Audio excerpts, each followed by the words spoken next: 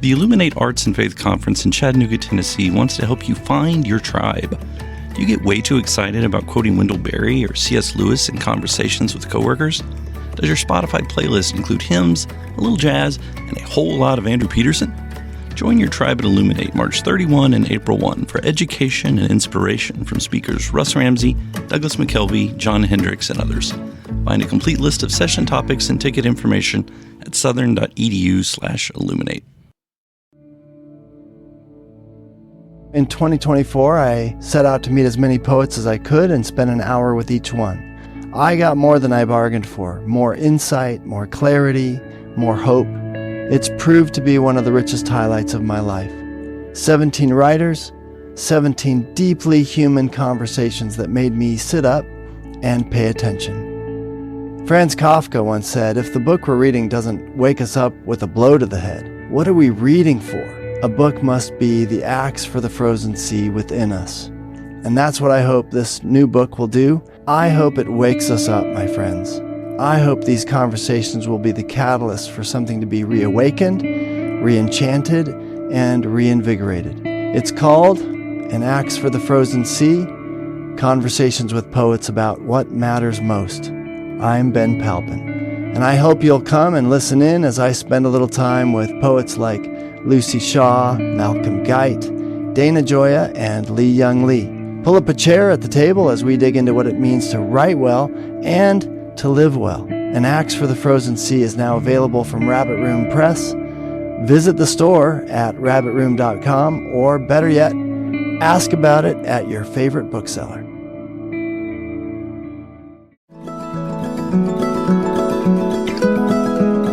Welcome to the Habit Podcast, conversations with writers about writing. I'm Jonathan Rogers, your host.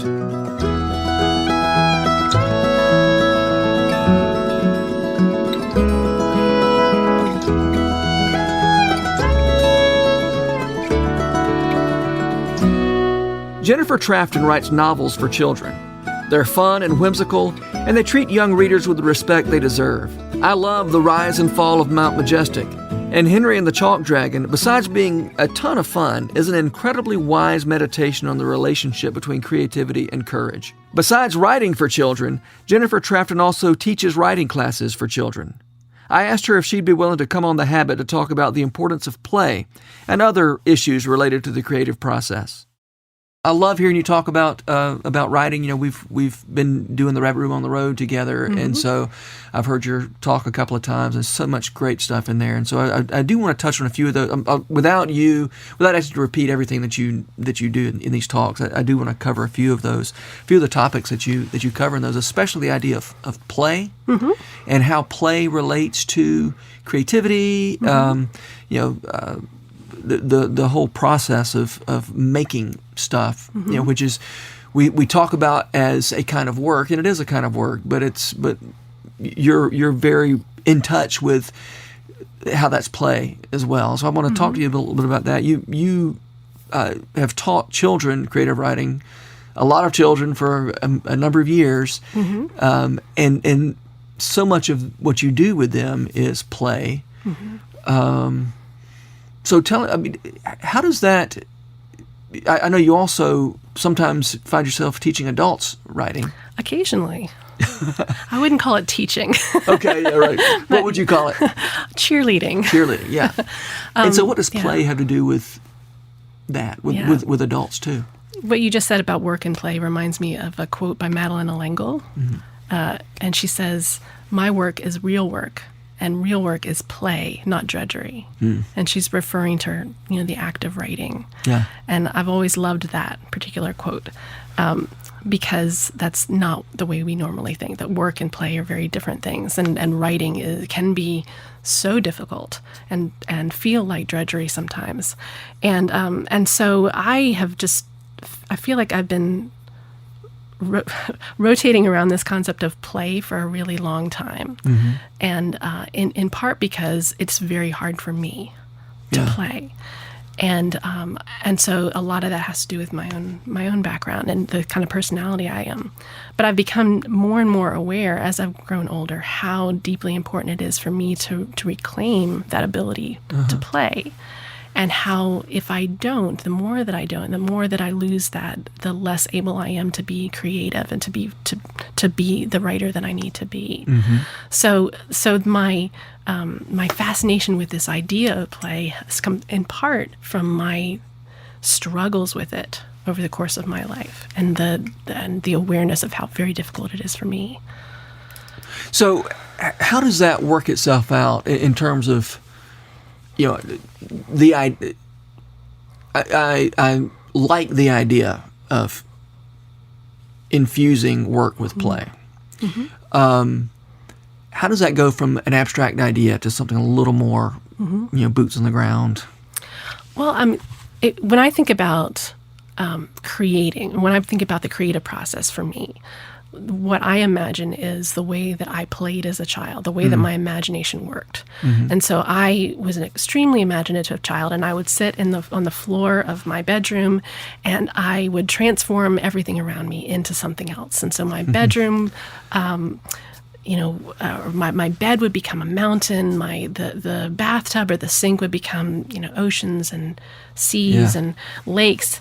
And my desk was the witch's cave, and I would use my dolls and my toys to act out adventures within that space of my imagination within my bedroom. And within that space, I was completely free and unself-conscious.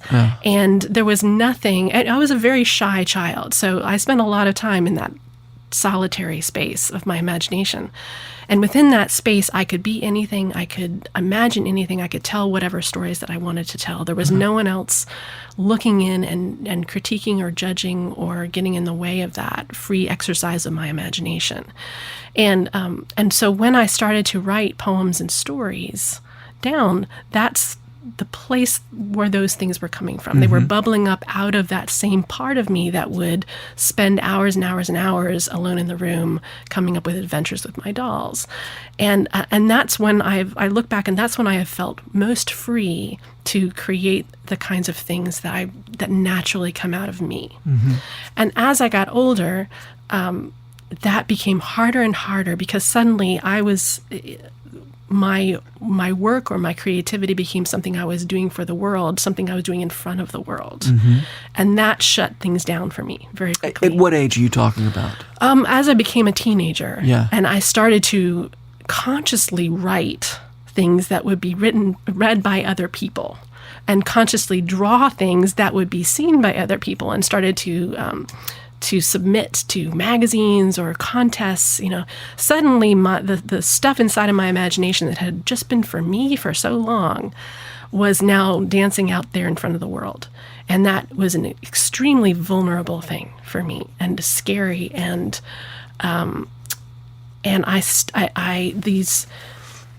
this story or the poem that delighted me in private was now being judged by other people, and often judged as not good enough. Why did teenage Jennifer start submitting these things to magazines and contests? There were programs that I wanted to be part of sometimes. So there were summer programs in the arts. And as I got older, and I really, really loved art, I loved visual art, and I loved stories, and I loved poetry.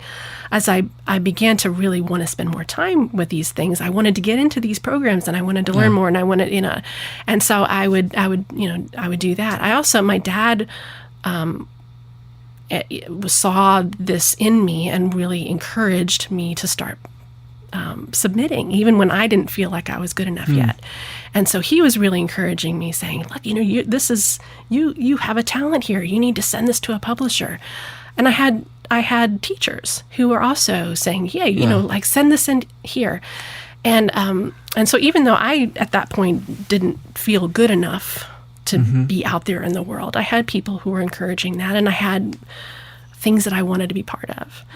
And I just got a lot of closed doors, contrasted to my academic work, which was all kinds of successful. And so I was really good at school, and I was really good at performing to a certain level. And I needed that affirmation that I could get from, getting an A and getting into this college, or getting this sort of affirmation.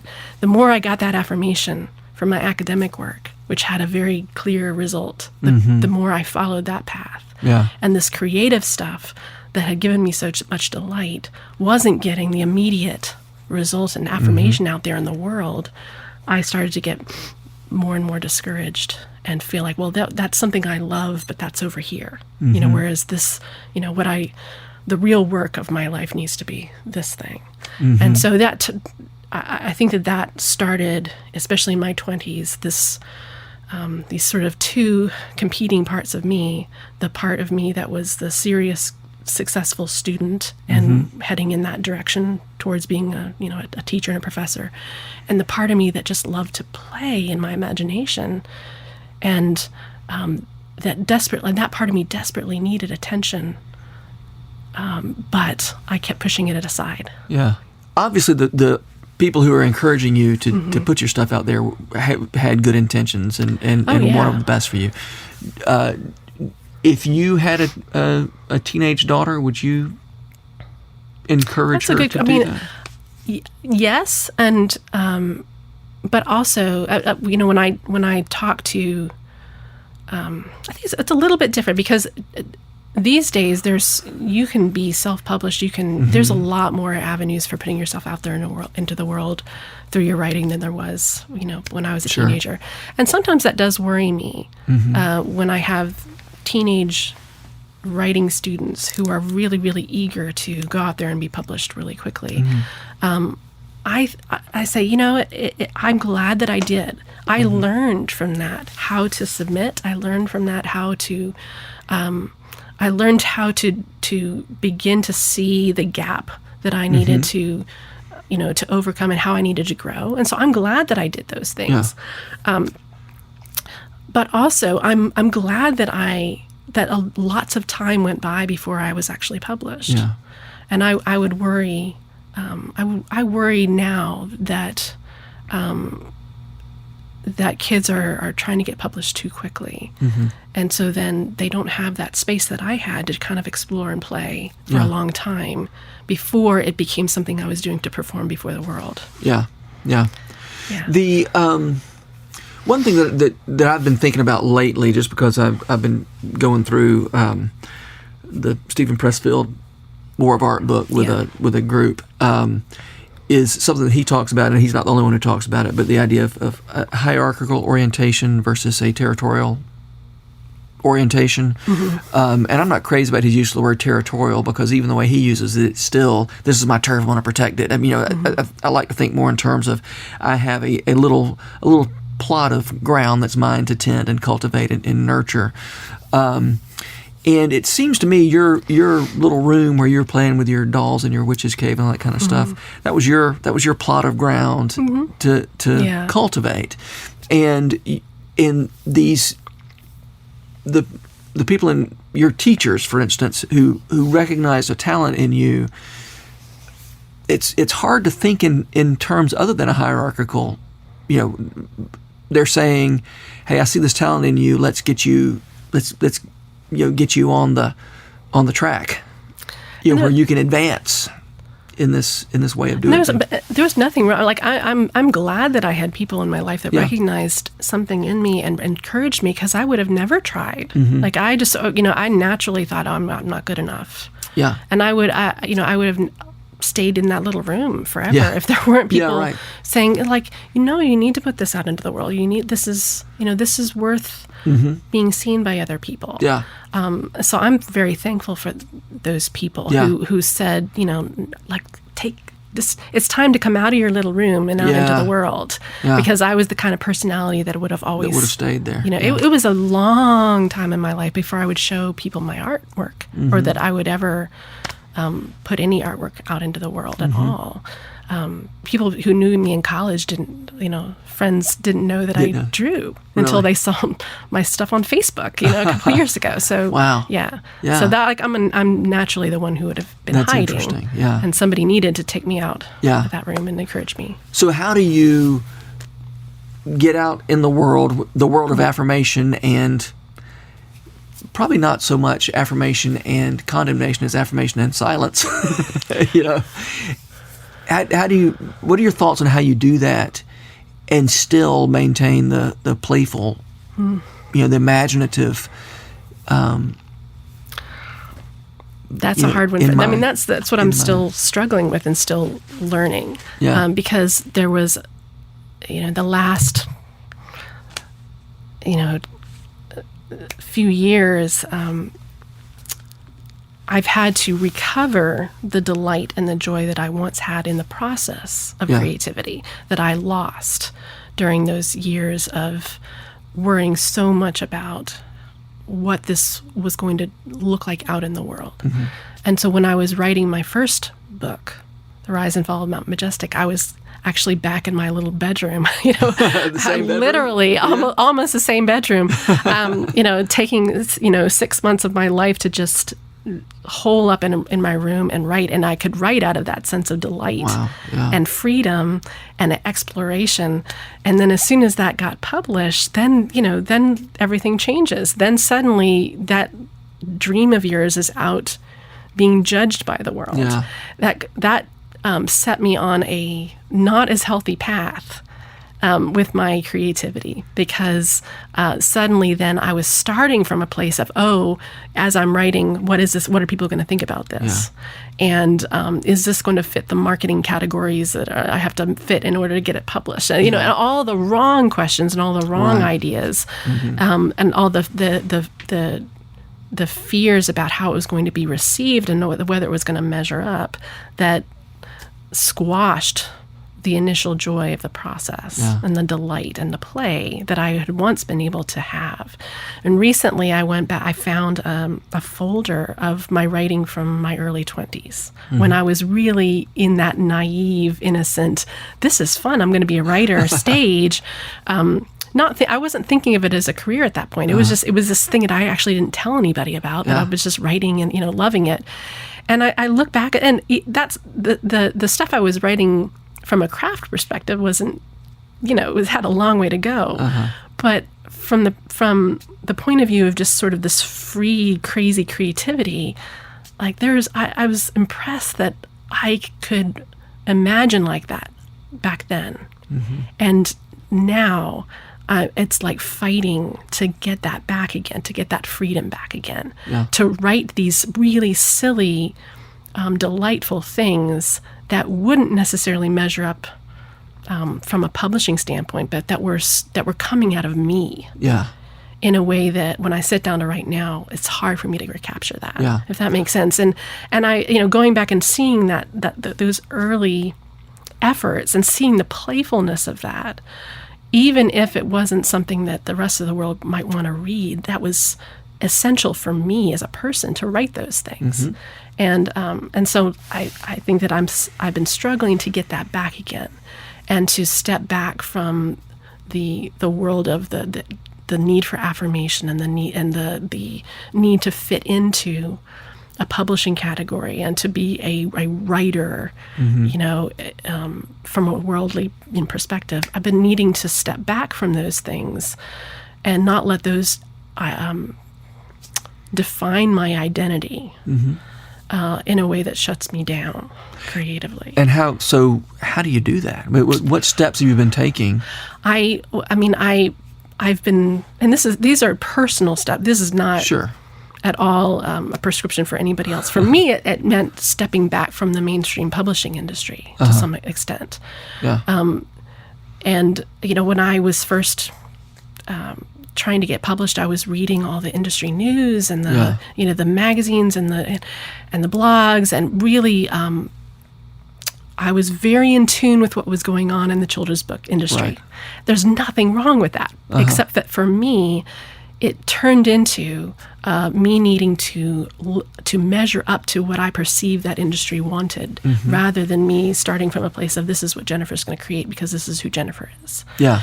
And so it turned into, for me, trying to write things that were going to please my agent, and we're going to find, we're going to please an editor, and we're going to fit into a box, instead of starting from a place of like, this is what delights me right now, and I'm just going to write this. Yeah. So part of it for me has been having to step back, not read the blogs, or quitting Twitter, not even thinking in terms of maybe trying to get something published by a mainstream publisher anymore. Just trying to step back from the world, back to the place where I began, which is just, hey, I love stories, and I'm going to write what bubbles out of me and not care. Another thing for me recently has been finding playmates. And this is something that is a new concept for me, because I was always the little girl in her room by myself, never sharing my imagination with other people, very rarely. And just realizing this past year that I envied Pete and other people, that the musicians and the songwriters that I see around me, because they are able to collaborate and they're able to share their ideas and to be imagining with somebody else. Yeah. And I was really envious of this. And I thought, I need somehow to have somebody else in the sandbox with me playing to find that delight again. And so I've been taking some steps towards that this year, and co-writing with a friend, and brainstorming with an artist, and trying to find ways of stepping outside of my little isolated room into a room where there are other people who can be delighting in that with me. And for me, at least, that's one way that I'm finding my way back to the delight that I used to feel. Yeah, you keep talking about delight. To me, that goes hand in hand with play. Is the idea of, even if I'm writing something that is serious, there should be ideally a sense of delight in the process of creating. And I've been, I mean, that's a very important concept to me, theologically as well as personally. That there should be a delight in creativity. Yeah. And that's the kind of creativity that I see modeled in our Creator, that there's clearly a delight in God in the act of creating, and there should be a delight in me in the act of creating. And so if I'm not feeling that delight, not just on a particular day when writing is hard, but in general, if I've lost any sort of delight in the whole process, then something has gone wrong. Yeah. Then I'm not playing anymore. Yeah. You probably remember this illustration from Walking on Water, Madeleine L'Engle's book. Do you remember when she's talking about her, I guess it's her grandson, maybe her son, that she was watching stacking blocks, and the blocks kept falling over, and he kept stacking them again, and he was frustrated, and yet he kept doing it, and the one thing he wasn't thinking about was himself in that process. And I think that's such an important, that image to me is so important, because if you ask the kid, are you having fun? Are you delighting in this? I'm not sure what he would say. Maybe, but he must, because he keeps doing it. Yeah. And the main thing is, though, he's absorbed in the work, or he's absorbed in this work, play, whatever this thing is. And for him, there wouldn't be any important distinction between work and play. Right. Because he feels like building is work, except it's also play. But that self-forgetfulness, I think, is such an important, an important part of what you're talking about when you talk about play. Absolutely. And you talked about this at the last homeschool convention, and I loved hearing you emphasize this, because I think you're exactly right, that as long as we are conscious of ourselves, we're not playing. And that a lot of our barriers to that creativity are coming from the fact that we're looking at ourselves doing it all the time. Yeah. And I've learned that, I'm an affirmation addict, and that need for affirmation and the fear of rejection are both coming from the same place, which is this inherently this prideful self-obsession of, like, I need, to feel good about myself doing this. Yeah. And sometimes I tell my friends who are trying to encourage me when I'm feeling discouraged, sometimes, like, thank you, I need encouragement, but sometimes that too much of the affirmation is just as bad as too much rejection, because both of them are ultimately focused on me. Yeah. And what I need to do is forget, to not care about whether or not it's being received well, whether or not it's good enough. Yeah. Because that is focusing on myself rather than the work that I'm doing, and just delighting in the work. The rejection and the affirmation can sometimes be two sides of the same coin. Sure. And Yeah. both of them are getting in the way of that self-forgetfulness that's necessary to play. Yeah. So, Yeah, that is a hard thing. That kind of self-forgetfulness is really hard to get to. Very, very hard. Yeah. Yeah. And so much of the way that we teach people to write, in schools is, well, it's the carrots and the sticks, and it's I don't quite know how else you do it, except that, I know at New College Franklin, where I teach creative writing, a few years ago, I said, I will teach this, but it's going to have to be pass-fail. I cannot give people A's and B's and C's on this, Yeah. And I don't know how much difference that has made a big difference for me as the teacher, though. I will say that, Yeah. Yeah. And also, I think it's so much easier to receive criticism also when you somehow are when you can get some separation between the work and yourself. Right. I don't know. I don't know how to talk about this, because in some ways play is about being absorbed in it, but I'm also saying you have to get some distance from it. I don't know. Well, I think that there's different steps to that creative process, and that's a great point. there is the play comes first, and then you step back and you evaluate. And that's a great point. So like, you talk about the inner editor and then the need for that inner editor eventually. Yeah. But if the inner editor is in the play box with the sandbox with you, you're not playing at that point. Yeah, right. And so so when I talk about play, I'm usually talking about that initial creative act of the first draft of the delighting in the act itself of creating. Mm-hmm. But then, there is the necessity of afterwards stepping back and saying, okay, now. Yeah.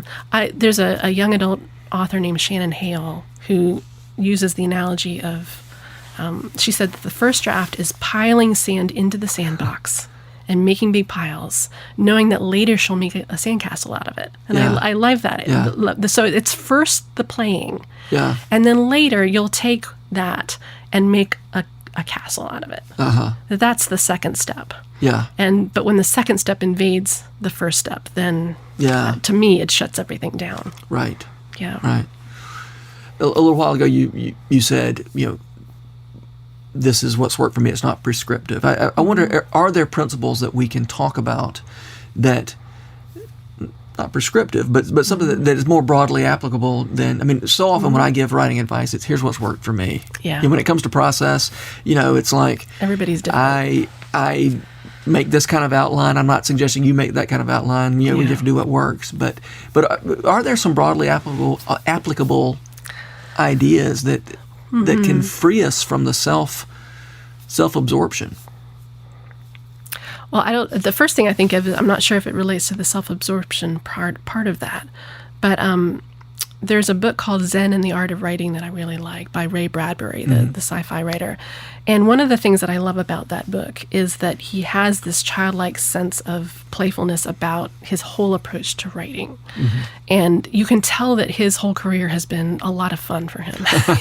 And he doesn't seem to have that angst about what happens to his work once it goes out there into the world. He's just having fun doing it. And he talks about how we all have that as a child, and we have these passions and these loves as children. And as we grow older, those things tend to get criticized or mocked out of us. And what he did, and this is what works for me. And again, I don't know if this, but at least he can back me up on this. What he did is go back to those childhood loves of his and say, well, these are the foundation of my personality here. I need to build on this. This is the source of my creativity, and this is where I can build a career. And so he went back to his love for Martians and monsters and dinosaurs and the things that people made fun of him for. Yeah. There's a wonderful picture of him in his office just surrounded by toys and like dinosaurs and masks and things. And so he went back and rediscovered those childlike loves of his. Yeah. And that was the soil from which his career grew. Oh, that's neat. And now, is that going to work for everybody? I don't know. But for me, that's certainly the case. That when I'm really stuck. And when I'm getting too much into this, self-conscious adult sort of frame of mind, going back to what did I love when I was a child? What were the books that I loved? What really, really turned on my imagination is the way back to me. Because those things, even though they're going to change as you get older, they're always part of your personality. Yeah. Like, did you always kind of love alligators? Always did. Always, Yeah. So, that there's something about you that just like swamps and alligators have always been part of your DNA. Yeah. And how that works itself out in the future is, who knows? But, for me, there are certain things that have always been part of that creative DNA for me. Yeah. And so going back and rereading the books that I loved as a child and remembering the things that excited me most as a child is my way of rediscovering the roots that that are what makes my creativity grow now. Yeah. So I think that is pretty, maybe not universal, but something that I think most people might find helpful. Yeah, is like, what is it that turned me that really got me excited as a 10-year-old? Yeah. Like, that's a clue to who you are and maybe the source of some of your where your writing comes from. I wonder if the extent to which, if that's less helpful for people who aren't writing for children, or if Ray Bradbury wasn't writing for children. No, he wasn't writing for children, and that for some people, it's that fascination for alligators would have led to them into biology or whatever it is, or maybe science writing. Yeah. But there's something about that. Your personality is drawn to certain things for certain reasons. Yeah. And and that's a clue, I think, on this journey of like what you're called to be. I don't think that something just pops out of nowhere when you're 30 and that didn't have some sort of root, earlier in your life. My biography of St. Patrick ended up being kind of a Fiji story. Huh. It was about a guy who went out and encountered these wild people in Ireland. Yeah. And I mean, so it's not. I thought of that as a Fiji story when I so they're both coming from something in you. Yeah. That's gone back, early in your life. This fascination that comes out in all sorts of ways. Yeah. Yeah. Yeah. So that's I always recommend that particular book to people, and I think that's really helpful. That's been helpful for me. When I do workshops with adults, and we start with just venting about what are the things that are hard for us as adults in the creative process. What I do is I bring in the activities that I do with the kids, and we have playtime, and I emphasize that this is not the workshop where you're going to learn to write something good like that. If you go to Jonathan Rogers for that, he'll teach you actually how to write something. But let's just play and be as silly as we want to be with words, and put them together in new ways, and not try to write something good. And a lot of times I'll have them collaborate, so it's clear that this is not your precious thing here that you're creating. And getting back to that level of just kind of making a mess and being okay with the mess, just like we did when we were kids, as the first step towards something that will later could become something good, but doesn't have to be right now. Yeah. And I think a lot of people have forgotten how to do that step. Yeah. Because they come in at the I have to write something good level. I need to have this purpose, and I need to craft this thing. When the first step is often just like, I wonder what two words will go together in a crazy way, and rediscovering that early step of being just playful and silly can break open something. So sometimes out of those workshops, we end up with a lot of silly things, but then we'll end up with a poem or a line that's just incredibly beautiful that we wouldn't have gotten to without the first silly step. Yeah. That somehow that breaks open the inhibitions enough to come up with something really unique and original. That's beautiful and evocative. Yeah. And so another book that I recommend to people that I think does this really well is called Poem Crazy. I don't know that. Poem Crazy: Freeing Your Life with Words by Susan Wooldridge. Okay. And it is not a book about how to craft a good poem for publication. That's not the point. It's about this playing with words for your own sake, of growing as a person and growing in your ability to be imaginative. And she has some really great exercises in there and activities that I've ended up using and adapting for my own writing classes for kids and adults, and have done on my own as well. So Ray Bradbury's book and Poem Crazy have been my two favorite writing books so far that I've encountered. Really? Yeah. All right. We'll put those in the show notes. There's a lot of other great books out there that other people recommend, but those two are kind of unique, and I really like those. Yeah, so, great. Yeah. All right, last question. Okay.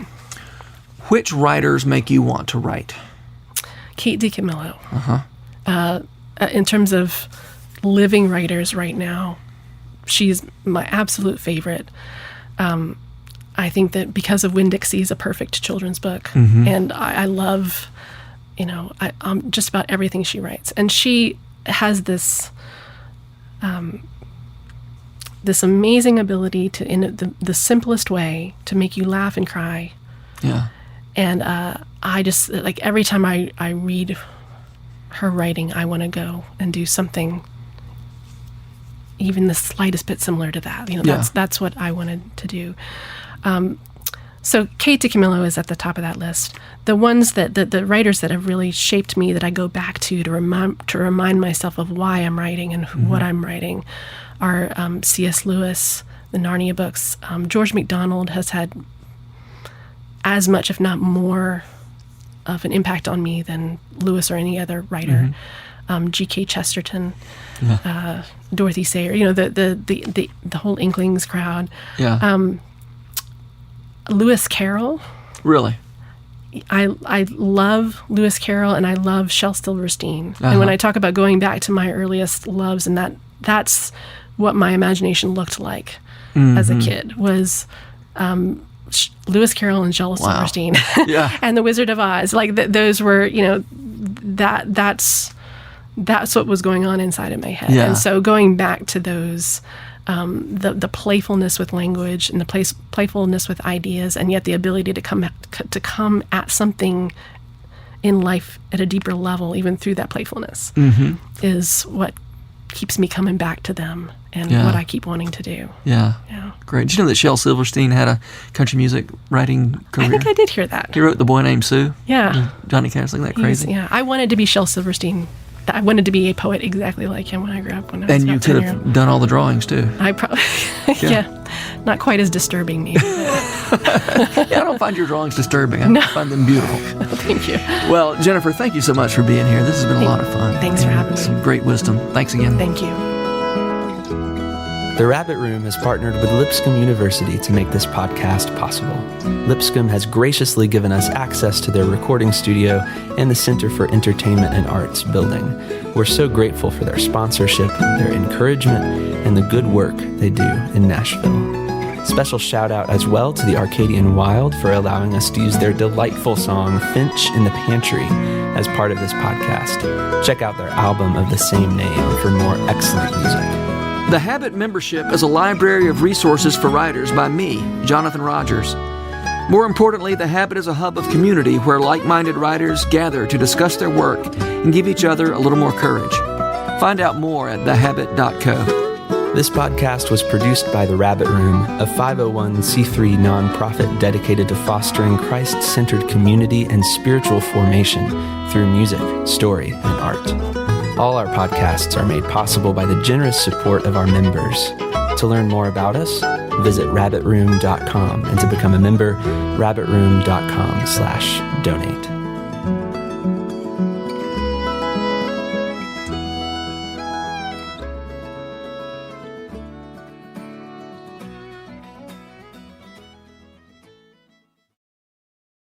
If you've enjoyed this podcast episode, consider joining the Rabbit Room membership.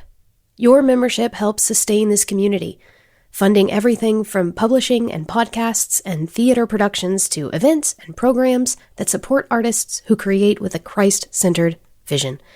We'd love to have you on board. Learn more at rabbitroom.com/member.